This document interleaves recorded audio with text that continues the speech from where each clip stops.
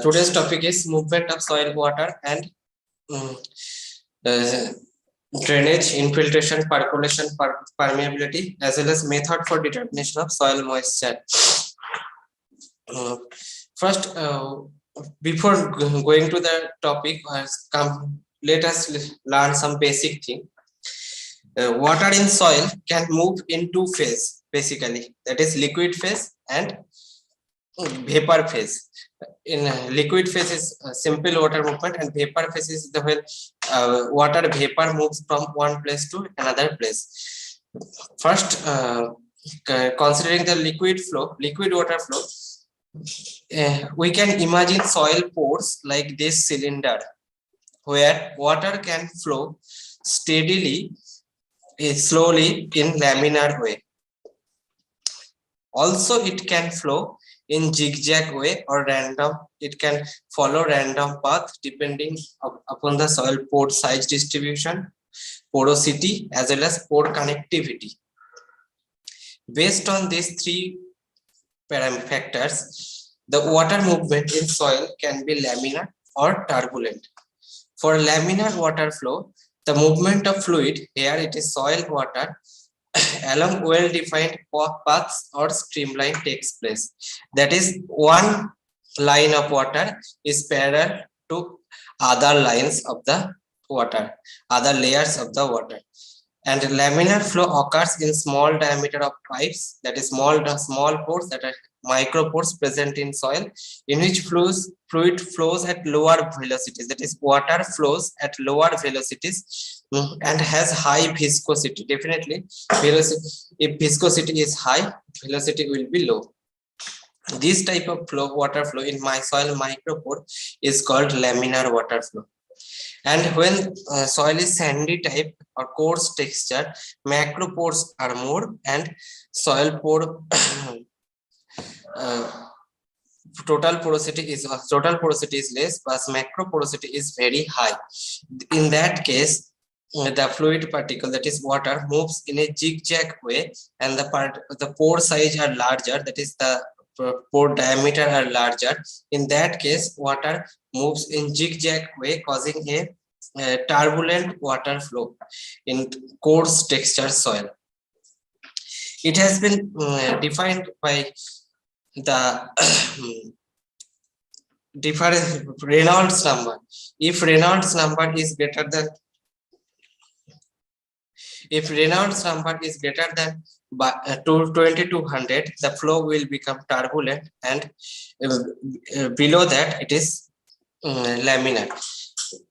What is that? If flow is proportional to the pressure difference, as long as the flow in a pipe or in a pore or soil pore is proportional to the pressure difference, the water flow will remain laminar. Whereas, as after a critical point, as the pressure difference increases, the flow does not increases steadily. It is saturated. At that point, the flow is turbulent. Now, some basic equation, that is Poiseuille's equation. Before going to Darcy's law, it is in Poiseuille's equation. For water in soil, many times follow Poiseuille's equation, where this flux Q, water flux, that is Q, is or volumetric flow rate, is directly proportional to the pressure difference, that is del P. Where in soil pore space, this is if we consider this pore as this pipe as vertical pore, then the pressure difference will be there at this end, between this end and this end of the pore. So the flow velocity or flow velocity rate will be defined by the pressure difference between these 2 points. And flow velocity will be directly proportional. Flow velocity rate or volumetric flow rate, that is Q, will be directly proportional to del P, that is pressure difference. But to follow the Poiseuille's equation, we need the water has to be there are some assumption that the fluid has to be incompressible in nature and Newtonian fluid, and flow is laminar, that is this type of flow. and through a pipe of constant circular cross section that is substantially longer than its diameter, and there is no acceleration of fluid in the pipe. In this type there is no acceleration will take place, and the cross section area of the pipe will remain same throughout the flow path. Now what is Newtonian liquid? If you can see here, if the flow is directly proportional to, that means here, if the flow is directly proportional to the pressure difference within a pipe, it is called a Newtonian liquid. If it is not proportional, it may be like it may flow like this, it may flow like this, or it may flow like this, not like except linear. All other liquids are non-Newtonian. This is Newtonian, where flow is proportional to pressure difference. Now coming to Darcy's law. What Darcy's law states? Darcy's law states that flow of water through a porous material is proportional to the hydraulic gradient and to a factor of K, which is characteristic to the particular porous media. That is water flux Q flow is directly proportional to the hydraulic gradient, and that is dH by dL, and is a proportional to hydraulic a factor K, that is hydraulic conductivity, and A is the cross sectional area, where Q by A is flux, that is flow total flux. What is flux? Then flux is amount of water passing through a unit cross sectional area of a pipe per unit time is called water flux. Now there are some assumption of soil water movement for applying Darcy's law. They are that the soil should be saturated. Soil has to be saturated. The flow through soil is laminar. The flow is continuous and steady, and the total cross section area of the soil mass is considered and constant. And the temperature at the time of testing is 27 degrees centigrade. But nowadays 27 degrees centigrade. The assumption that the temperature at the time of testing is 27 degrees centigrade is not rigid, because we apply some correction factor to measure it, and we get the actual value. Now, what is the limitation of Darcy's law? From assumption, we can get the limitation. Like the flow is for a very clayey soil, you can see for a very clayey soil, the clay particle is negatively charged, and water has two hydrogen molecules, which is positive charge. These two hydrogen molecules atoms are charged by, are attracted by the clay particles, and the flow does not remain laminar in very low, very high clay soil. That means you can see here in this gradient, if we up to the flow velocity, flow is starting from here, and this at this point there is no flow velocity, there is no flow or no flux of water is observed in soil. That means this is the threshold value which is required to start the flow of water in soil.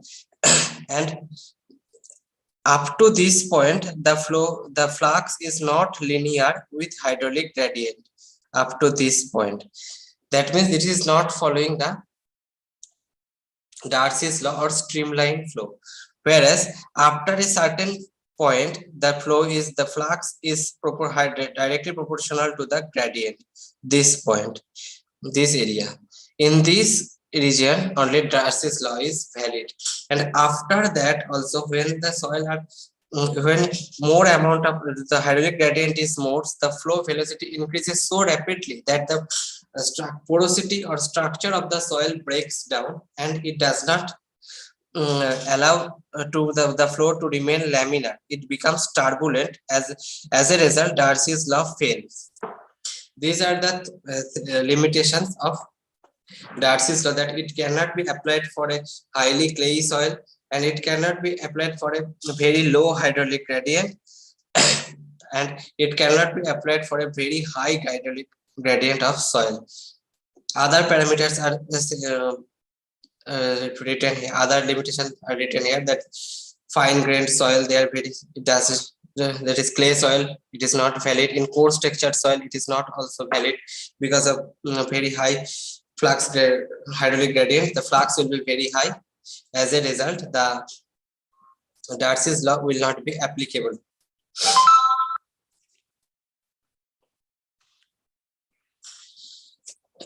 Now, in soil, three things can happen.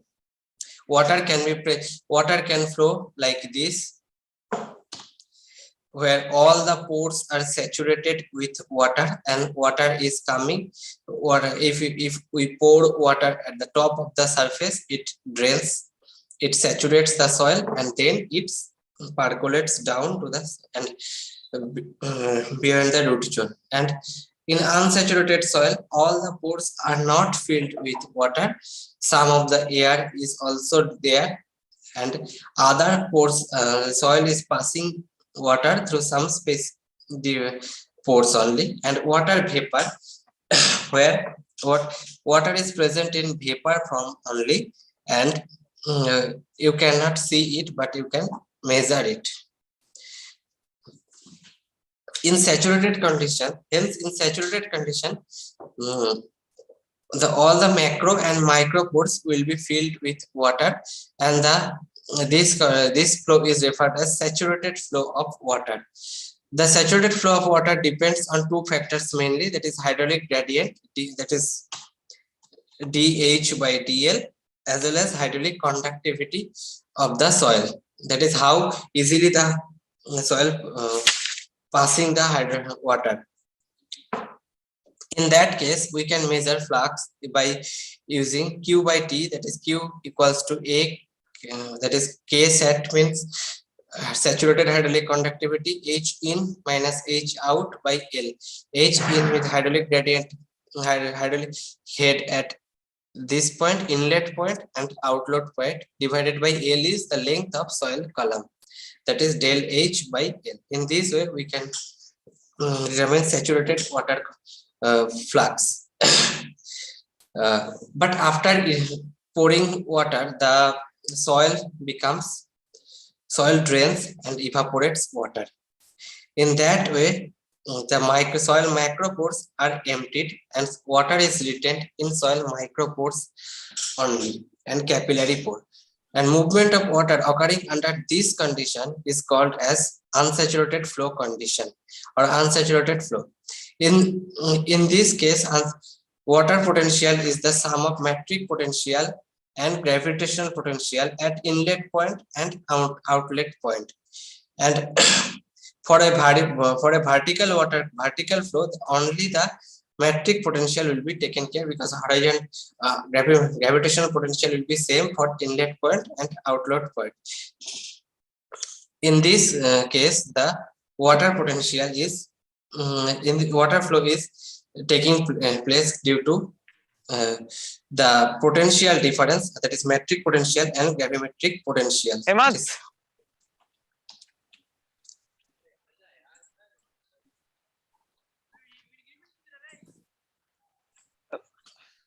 मैं room को lock किया था ना? Yes yes, ध्यान से ना? हाँ, room is locked.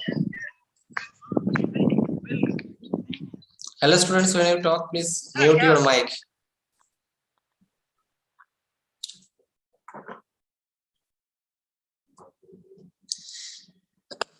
Similarly, you can see here that in saturated soil conditions, soil pores are filled with so all soil pores are filled with water, and the flow velocity, that flow flux is direct flux, that is theta v, the volumetric water content to saturated water, theta s is the saturation water content.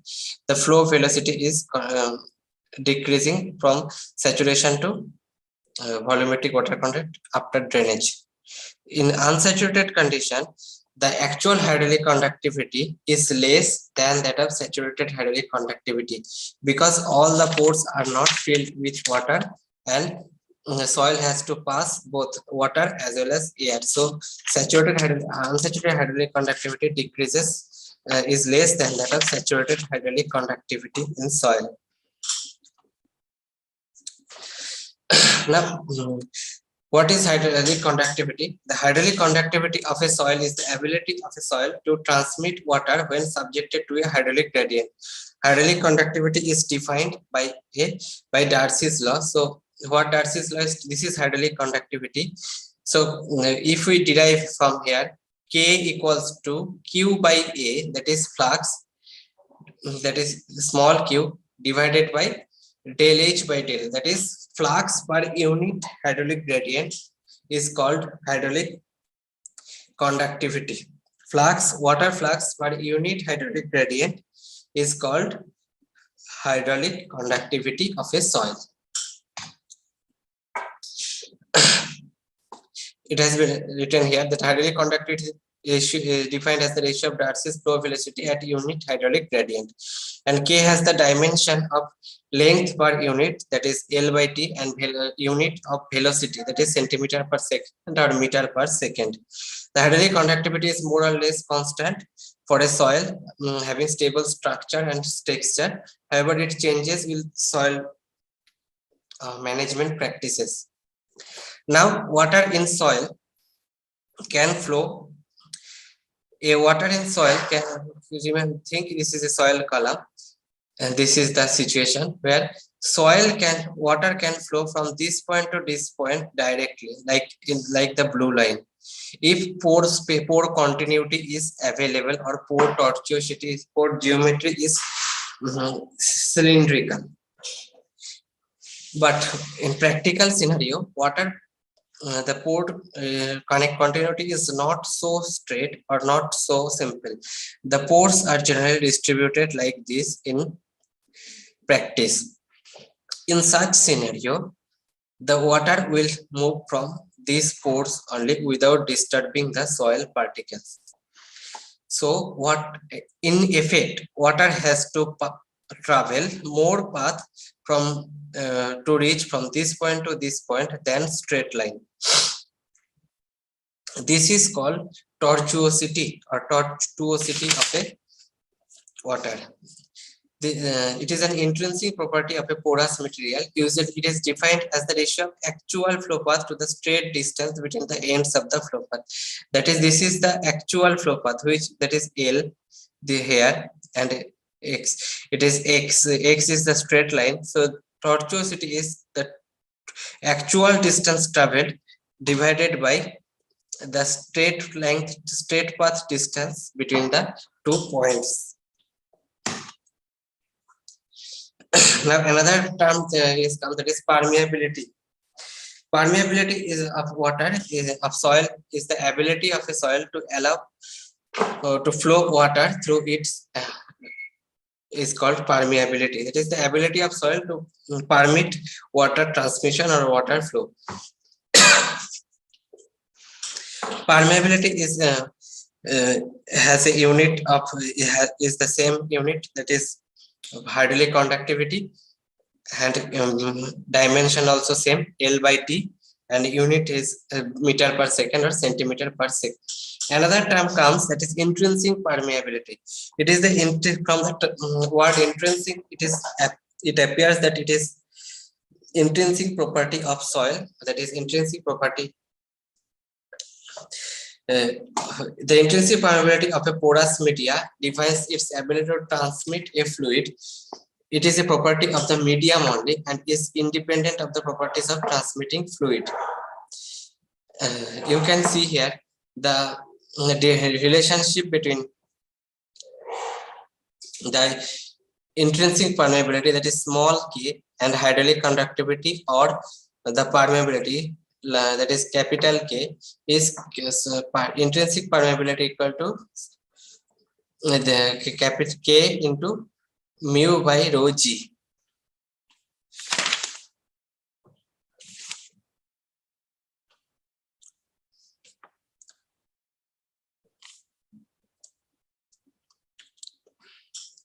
Now, what are the factors that affect the soil hydraulic conductivity?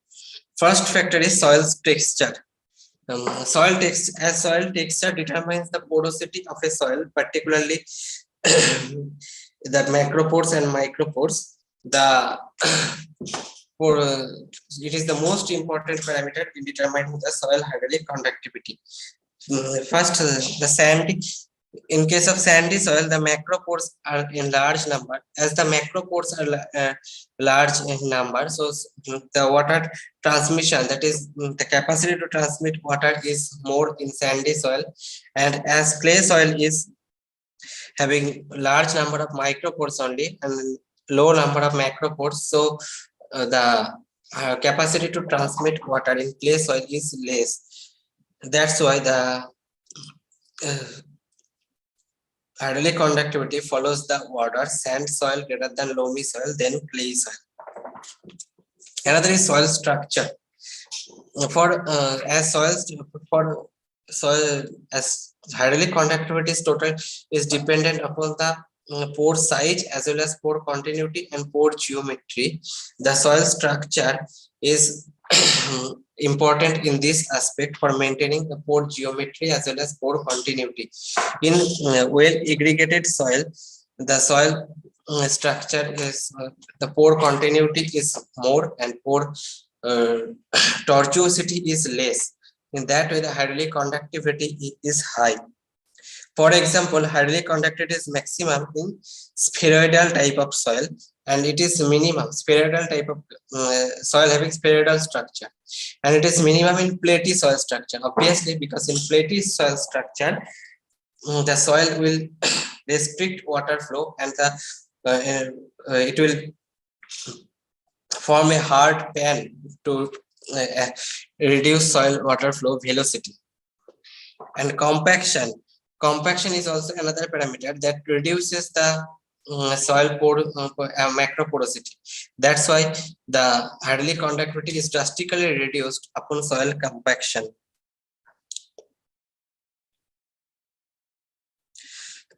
And exchangeable cations also impact the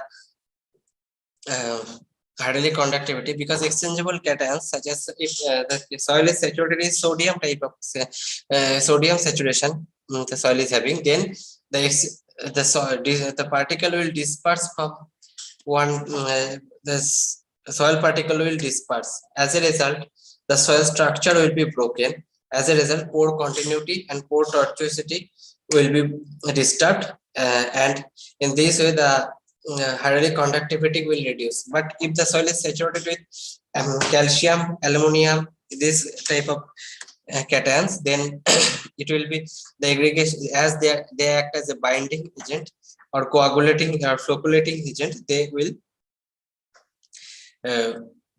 develop a good soil structure. In this way, the water flow or hydraulic conductivity will also be better. Soil organic matter, as we all know that organic matter act as a cementing agent and stabilizes the soil aggregate masses. That's why the soil pore space and pore continuity will be more in soil having high amount of organic matter content, and it will increase the hydraulic conductivity of a soil. Another parameter that impact the hydraulic conductivity is fluidity. It is not the property of soil, it is the property of water actually.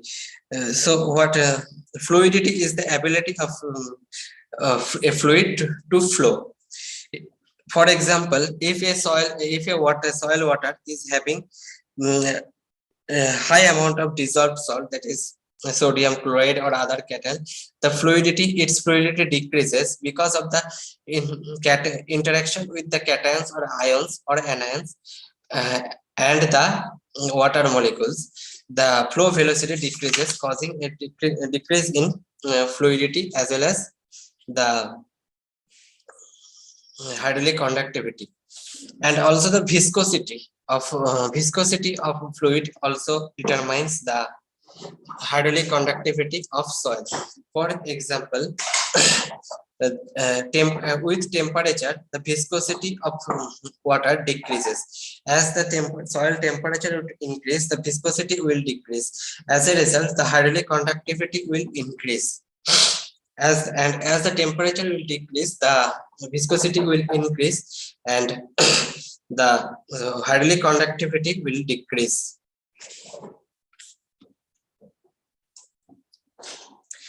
Now come to infiltration. What is soil water infiltration? Infiltration is the entry of water from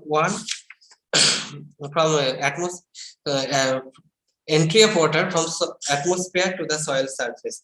That is, if we keep water, if we add water here on the surface of the water, that is the water present in the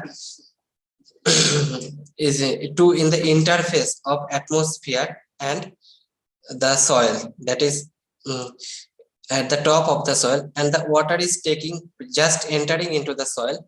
This is called infiltration. As the infiltrated water leaches down the soil profile, it will be called as percolation or inner flow or leaching, depending on the situation. Infiltration is just entry of water from soil air interface to soil. This is the most scientific definition of infiltration. For in infiltrating soil, the soil has 5 zones. For example, they are saturation zone, transition zone, transmission zone, wetting zone, and wetting front. Now, what are they? See here. First, we pour water on the surface of the soil. If the soil is dry and all the pores are not filled with water in the soil, water will enter in the soil due to hydraulic gradient or due to difference in hydraulic gradient. So, and it will saturate the immediate layer of soil, and the soil water content will be soil water content will be similar throughout the saturation zone. This is called saturation zone. As we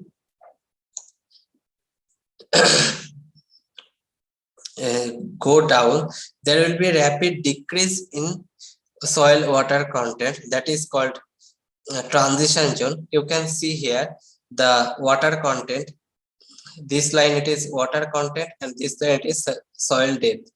If at the saturation point, saturation zone, the water content is highest, and thereafter there is a rapid decline or a severe decline in water content in the transition zone.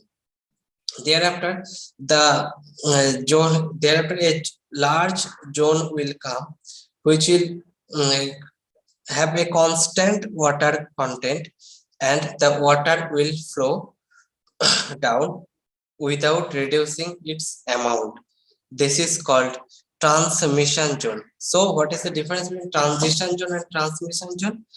In transition zone, there is a rapid decline in soil water content with respect to the saturation zone, whereas in transmission zone, the water content is similar to the transition zone, that is the previous zone. In that way, the water will flow down, and in the next zone, the water content will again sharply decline and will be approximately half of the saturation zone. That is called the wetting zone. In this zone, you can see here wetting zone, that water content is declining and it is appearing approximately half of the saturation zone.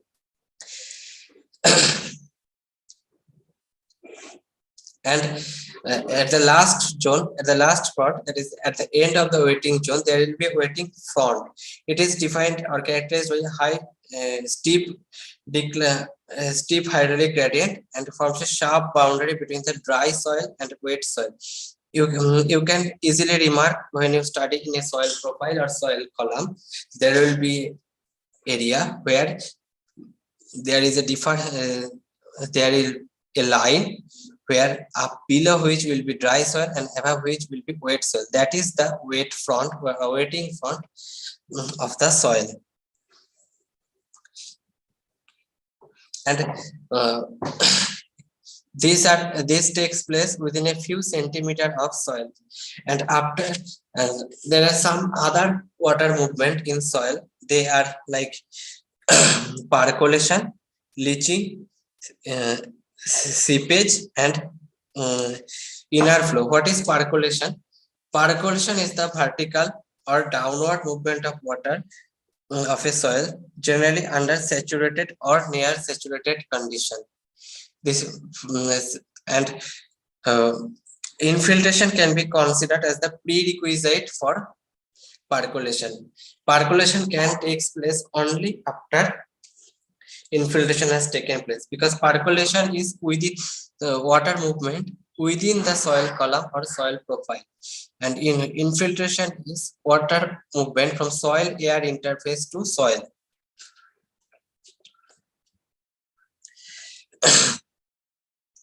And what is seepage? Seepage is the lateral movement of subsurface water.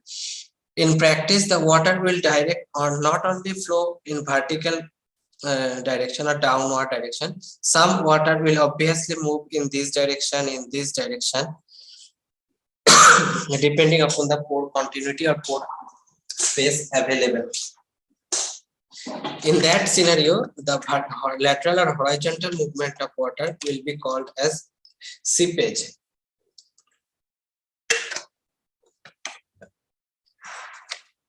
What is leaching? When the percolation or downward movement of water takes place with solutes or with cations, ions or anions, or simply salts, it is called leaching.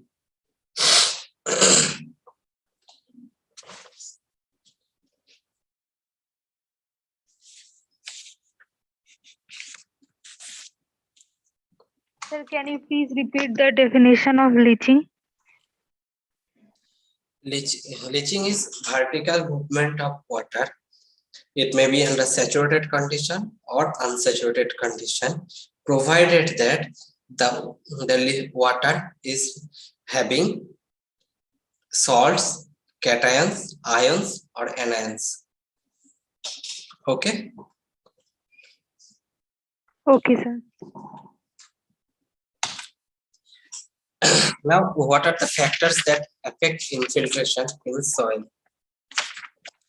There are basically 6 factors that affects infiltration in soil. Their time, as you can see, as the time increases, the infiltration rate, this graph is infiltration rate and this is cumulative infiltration over time. You can see that as the time increases, the infiltration rate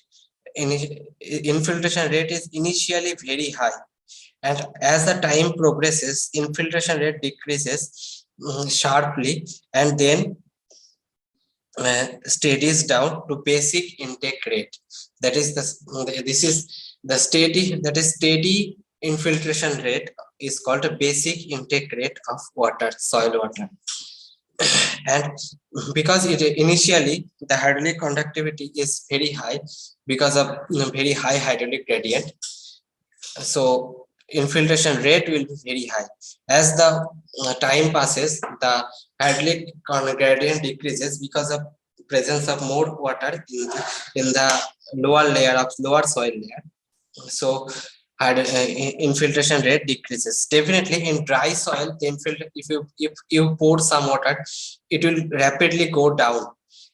So that means the infiltration rate is very high.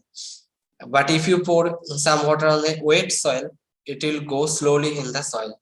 That is, the hydraulic gradient is low and infiltration rate is very low. Excuse me, sir. Yes. Sir, but dry soil will absorb water. Then how it will move fast, sir, than saturated soil? Soil does not absorb any water. It has no place to absorb water. It only moves water through its pores. Okay. the soil is not a sponge that it can absorb water. It holds water within its pores. Okay, we often mistake it with absorption. Okay.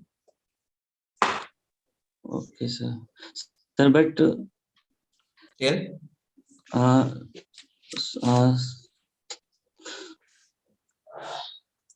sir, will soil chloride make bonds with hydrogen ions of water? They make bond. That's why they retain in pore space. Otherwise, there will be no water in soil pore space. If it could not make bonds, adhesive force and cohesive force are there. That's why they remain in pores. But due to potential difference, that is metric potential and gravitational potential difference, the water moves down and laterally in the soil. If it does not have any cohesive or adhesive forces, it will immediately go beyond the soil profile, and no water will be available to plant for or microbes for uptake or intake. Okay. Okay, so then we will not say that it absorb water. Soil does not. Does not will.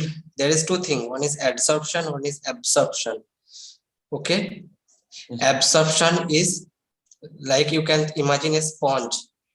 A sponge absorbs water in its inner phases within it, but adsorption is on the surface. Okay. Okay, sir.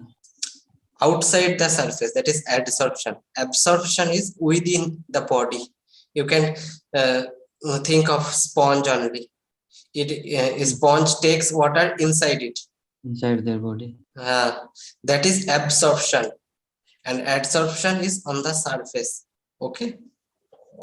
So Okay. soil can absorb water, not absorb. Okay. Clear? Yes, sir. Now, surface condition of the soil. If a soil is having compact layer or platy type of subsurface soil structure, then obviously the infiltration rate will decrease, because it will not allow the water to flow into the soil, and it will act as a hydraulic barrier and cause a reduction in hydraulic gradients and permeability of soil. That's why it will reduce the hydraulic conductivity and the infiltration rate of soil. Another thing is that saturated hydraulic conductivity.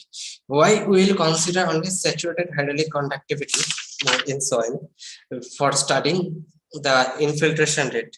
The answer comes from here. You can see here.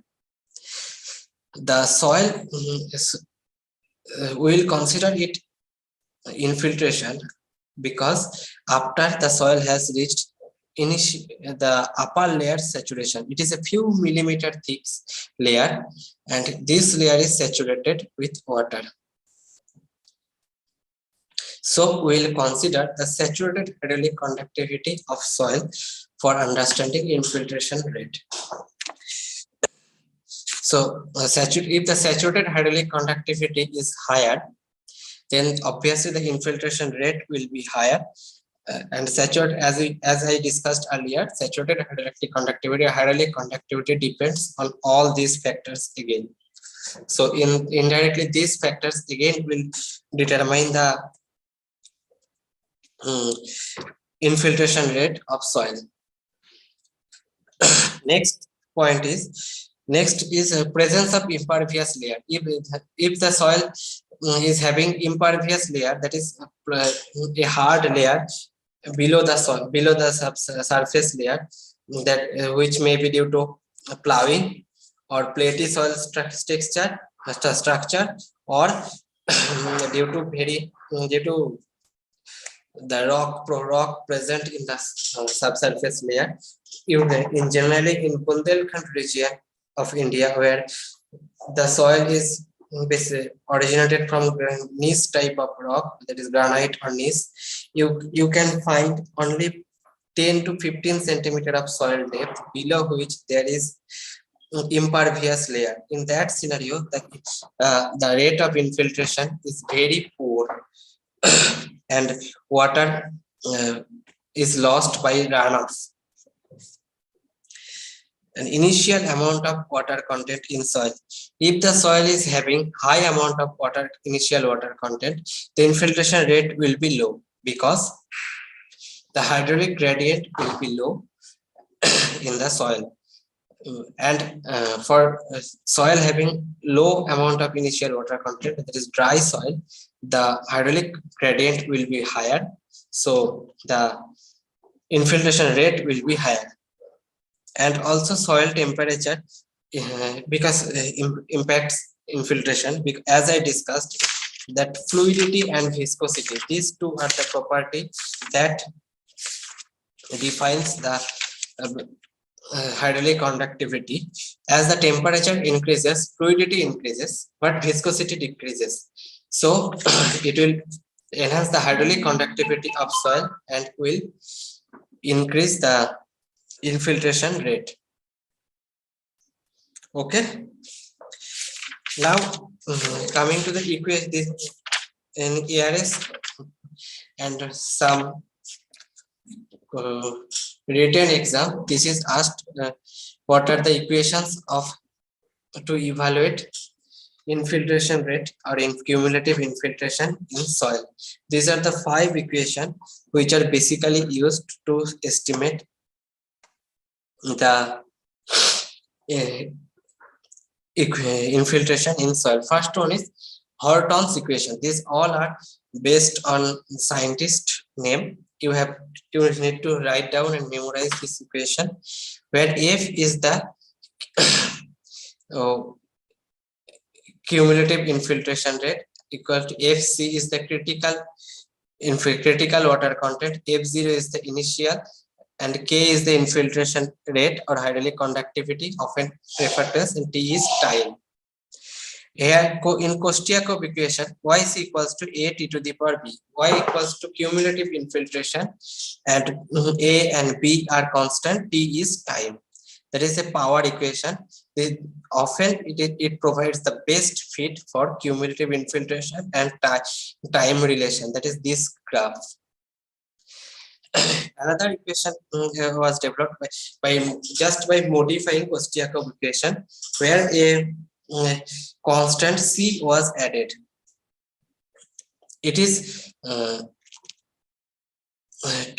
c is the value where you can see here that when time is 0, the infiltration rate is not 0. It has already the cumulative infiltration is not 0. It has some amount of water has already entered in the soil.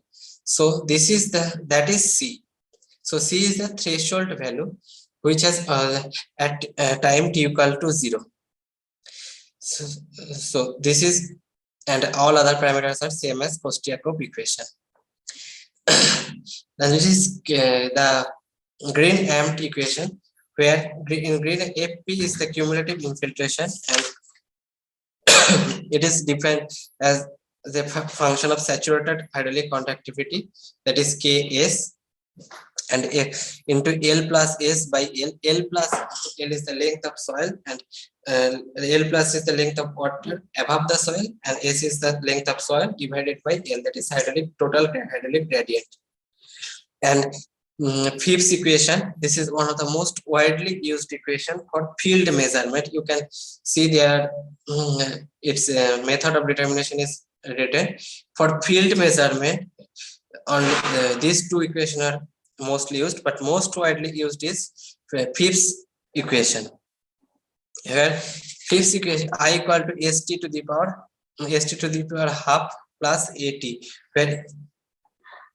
where S is sorptivity and T is time, A is hydraulic conductivity, and T is also time. For and what is sorptivity? For sorptivity equals to, sorptivity is defined as the infiltration rate per unit time.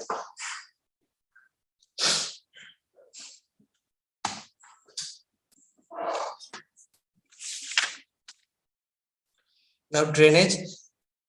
Drainage is the excess removal of excess water from the soil surface.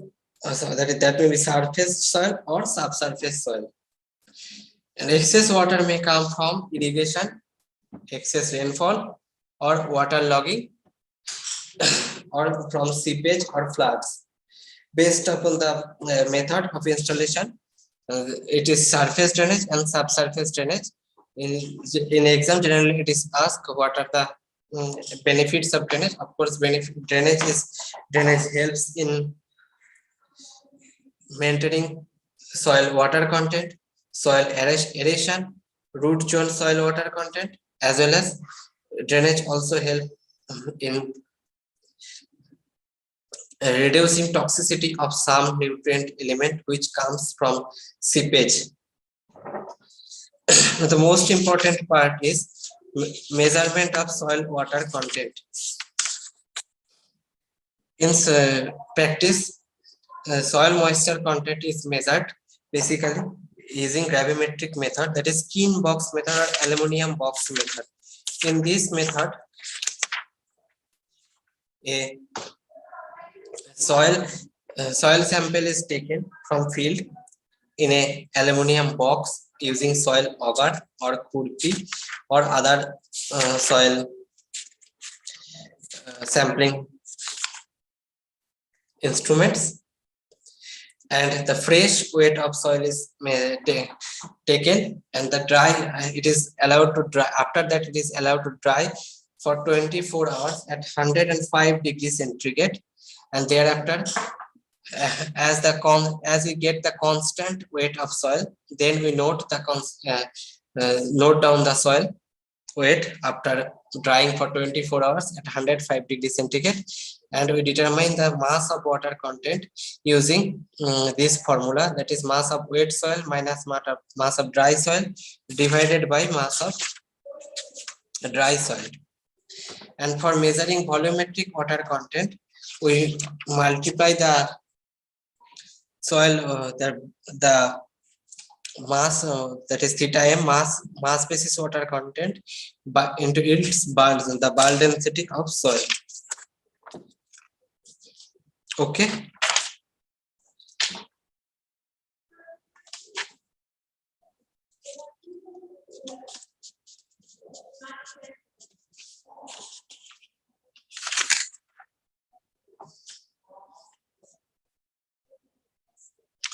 And next is another type is electrical resistance sensor. For example, there's a gypsum block sensor. In this electrical resistance sensor, it operate on the principle that water conducts electricity and dry soil does not conduct electricity.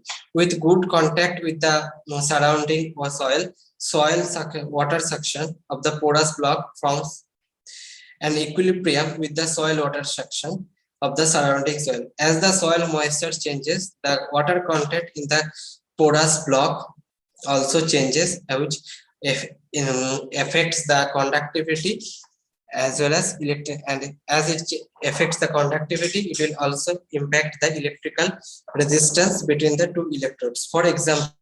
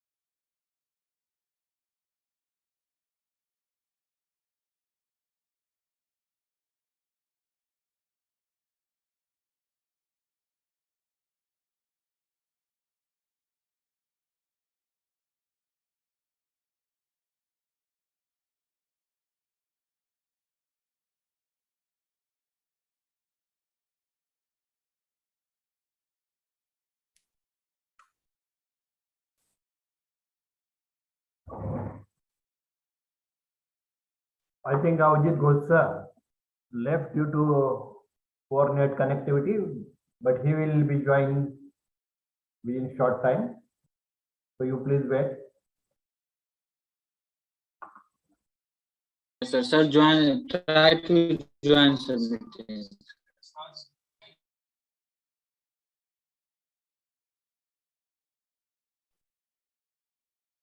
Yes, Suman.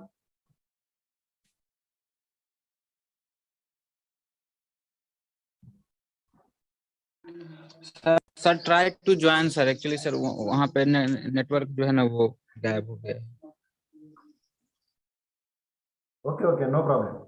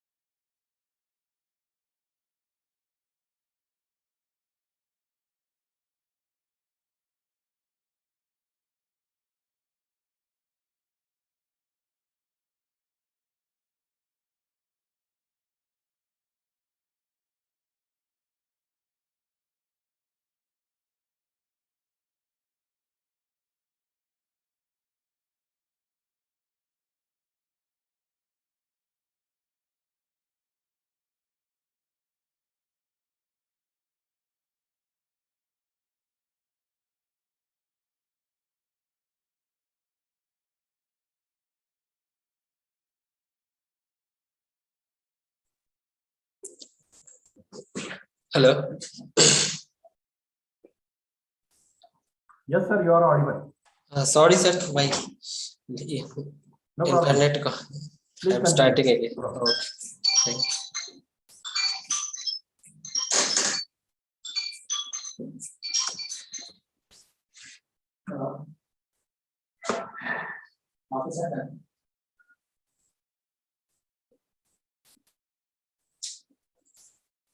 Local. Local.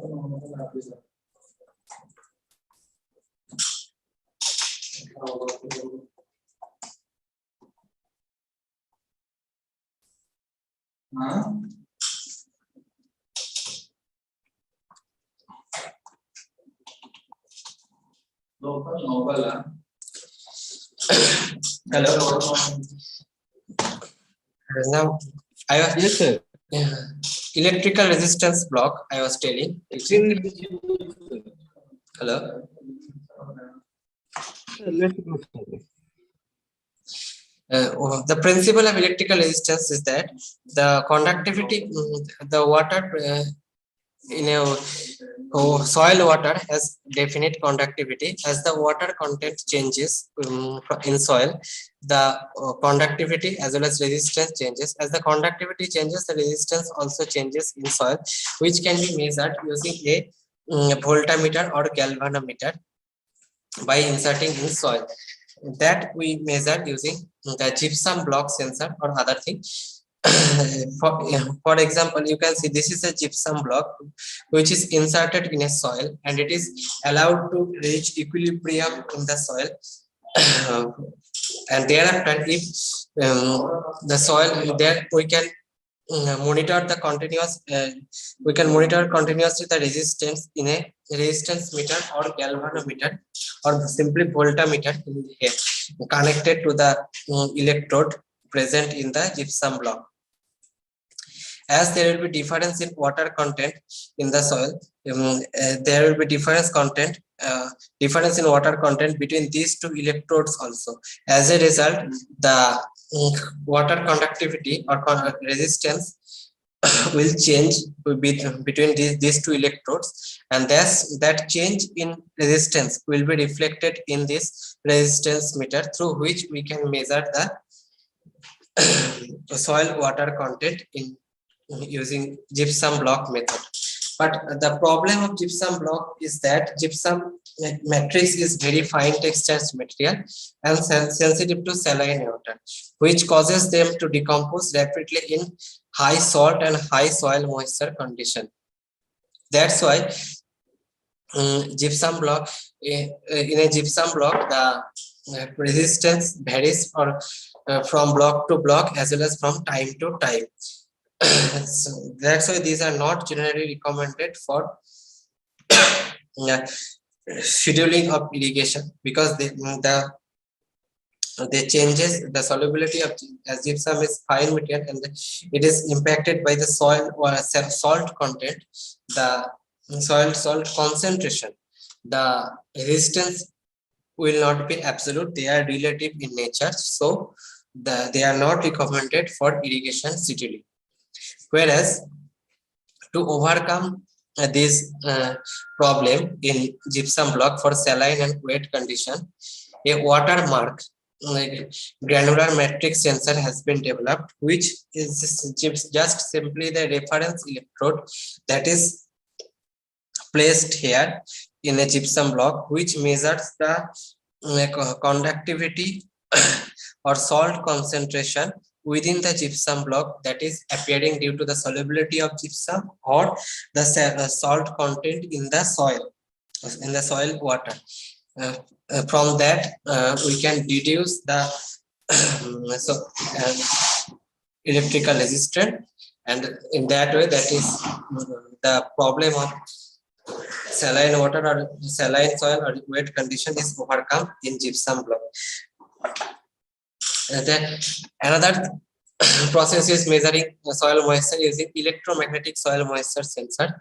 They include frequency domain reflectometry, time domain reflectometry, amplitude domain reflectometry, and time domain transmission. These all are same thing. The difference is that in one case the frequency of voltage is measured, another case the time taken to travel from one electrode to the next electrode by electric pulse is measured, and in another case amplitude of the electric pulse is measured, and another case the transmission is measured, not absorption is measured. Based on only which parameter we will measure, the name has been provided. For example, we'll determine the time domain reflectometry. Here, this is a time domain reflectometry. There are two probes, one probe and second probe. They are inserted in soil, and you can see that the gap is there in between the two probes. When they are placed in the soil acts as a conducting medium or connecting medium between these two probes. What happens when you can see that the two wires are coming, one generates electric pulse and that pulse passes from this probe to this probe, and we measure the time taken to travel the electric pulse from this probe to this probe in a soil. If the soil water content is higher, the time taken will be less, and if the soil water content is low, that means soil will fill with water and more amount of air. In that case, air is non-conductor of electricity, so the time taken will be higher. In that way, we can determine by measuring the time taken to travel from this for the electric pulse from this probe to this probe, we can determine the soil moisture content. Basically, in this instrument, what we measure is dielectric constant of water, which is 80 for pure water. And while most of the solid soil components have dielectric constant between 2 to 7, and air is equal to 1. That is, air is very poor conductor of electricity. And using this formula, we can measure the dielectric constant of soil water, that is soil system. C is the propagation velocity, that is velocity of light. T is the time taken, which we will get from this digital meter. And L is the distance between the two probes, that is the length of soil column present within these two probes. Now another method we use is neutron scattering method. What is done here? In neutron scattering method, the principle involved is that when we insert a source of fast neutrons, basically I must say, they are emitted in the soil, and they interacts with the hydrogen molecules of water, and they are slowed down. As a result, some amount of as the neutrons are slowed down, some amount of energy is released in the some amount of energy is released, which is, and some amount of fast neutrons are thermalized, and they get slowed down. The number of thermalized neutrons is directly proportional to the amount of water content in the soil. By measuring the number of thermalized neutron, we can measure the soil water content in the at a given time, at a given depth of soil. For example, if the soil is dry, the cloud of the neutrons will be less strained and extend further from the probe. This is the probe, this is the source, and if it has a fast source of neutrons, the fast source of neutron, generally two radiation source is used, radiation pair source are used. Basically, they are americium beryllium or radium beryllium. In case of in beryllium, it emits the beryllium when it comes in contact with a alpha particle. It releases fast neutrons, and the fast neutrons interact with the soil particles, and also interacts with the soil water content, that is hydrogen H plus atoms of the water. And those H plus and those fast electrons are slowed down or thermalized by interacting with the water molecules. So as the number of thermalized collision will increase, the number of thermalized neutrons will also increase, and the thermalization will increase when more amount of water will be present. In that way, then water content can be measured by counting the number of thermalized neutrons in soil. There are some typical property of the source, that is of the neutron, which are like that. You can write down.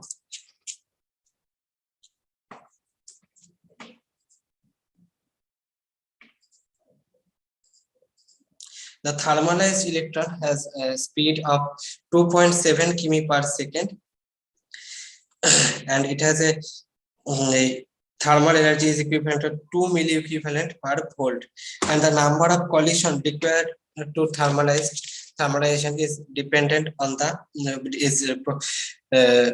given by the formula is 9n plus 6, where n is the number of neutron present here. And the source, the speed of fast neutron is 1600 km per second. And in the detector scale, how we will detect the number of thermalized neutron? For that, there is in detector cell there is a boron, and when the boron interacts with the neutron, it forms alpha particles.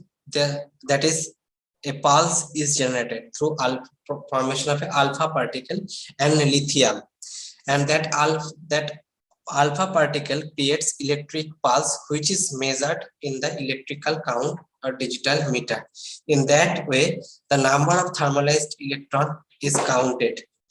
One alpha particle will be generated if one boron atom reacts with one neutron. Then one alpha particle will be generated and one pulse will get, and one count will be counted here in the digital meter. And in that way, the number of counts is could be seen in the digital meter, and from that number of count we can get the water content in soil. Another technique is gamma ray attenuation method. What is done here? A soil column is taken or a soil block is taken, and a source of gamma ray is taken, that may be cesium or americium. Generally it is 137 cesium is taken, and as we allow the gamma ray to pass through the soil column, the attenuation or the absorption of the amount of gamma ray will be more as the soil water content will increase. So in the detector, activated sodium iodide crystal is there, which will detect the amount of gamma radiation coming from the soil column. As the amount of soil water content will increase, it will absorb more amount of gamma ray, and a transmission of gamma ray will be less. In that way, so the intensity of gamma ray at source and at this detector will be different. Based on these two intensity, that is from source and from detector, we can measure the amount of water content using the formula this I equal to I0 minus kx, where ln I equal to ln I0 minus mu rho x, where I0 is the initial beam intensity here, and I is the intensity after absorption, and mu is the mass attenuation coefficient, rho is the density, and x is the thickness of the soil. Some other techniques that are used for measuring soil moisture or monitoring of soil moisture are remote sensing techniques. Like in remote sensing, one is that is visible and near infrared region techniques. Another is taken as thermal infrared, and another are microwave techniques. For visible and near infrared regions, soil water is measured for within the visible and infrared region, but these techniques are for remote sensing technique. The precaution is that we have to identify specific wavelength or specific band length for a particular type of soil, vegetation of soil, texture, structure. It is very specific. For that, we have to use satellite data, and then we can measure the soil moisture content. Before that, I forgot to mention in neutron scattering, there are some assumption for using the neutron scattering. The first assumption is that the clay content will be lower in soil, because clay the neutron as the fast neutrons will interact with the clay particles also. So they will be thermalized by clay particles also, which will provide a wrong estimates of thermalized neutron number. In that way, we can overestimate the moisture content. First, second is the concentration of boron in soil will be less, and chlorine in soil, boron should be less than 10 ppm, and boron should be less than 10 ppm, and chlorine should be less than 100 ppm in soil for using the neutron moisture meter. And another assumption is that the water is the fast neutron is only interacting or only colliding with the water molecules in the soil. Now, there are some advantages and disadvantages of every technique. For example, the feel and appearance moisture measurement technique, like feel and appearance method. This is least costly, but can be used multiple location. But this is a qualitative measure. It does not provide any quantitative value of soil moisture. Gravimetric method is accurate, inexpensive, and can be applied in multiple locations, but they are time and labor intensive, so they are not economic. And in tensiometer are inexpensive, widely accepted, but we cannot measure the absolute moisture content through it. We can measure only the metric potential of through it. And for electrical resistance, the sample area advantage is that we can use it in large sample area, easy to install, but it cannot be recommended for sandy soil or saline soil or very wet soil. And for time domain reflectometry, it is very accurate, but it is very costly and it requires pre-calibration. And for neutron scattering, it is accurate and reliable, unaffected by salinity, and large sample area can be used, but the installation cost is very high, and you need a separate access tube for all location to insert this access probe, and that those access tubes are fixed in the soil. So the installation cost is increased in soil, but as we use there some radioactive material, so safety hazard is there, and also pre-calibration is required in every type of soil. This is all today I have to teach. Anything for the students?